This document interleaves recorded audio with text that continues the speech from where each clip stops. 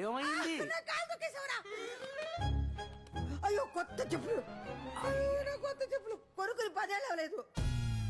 నీకు సిగ్గుంటే వచ్చే జన్మలోనైనా చెప్పుగా పుట్టకు. ఒకవేళ పుట్టినా మా బేబీ కాలు కింద ఉండకు. ఏడ్చా వెలగివో వచ్చింది మరదలు. ఏంటత్తా చెప్పులు తగ్గిపోయినట్టున్నాయి? ముసలోడు డప్పు కొడితే ముసలద్దు రంకేసిందని బాగానే వయ్యారాలు పోతున్నా సులోచన.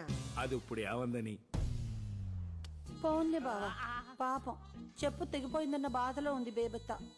మా అబ్బాయి అంటే అమెరికాలో డాలర్లు సంపాదిస్తున్నాడు కాబట్టి ఇలాంటి మలాంటి లెక్క చెయ్యం కొత్తే కొనుక్కుంటాం. మీ శేఖరం పాపం టీచర్ జాబ్ కదా, మొహా అంటే 25,000 ఉంటదేమో జీతం.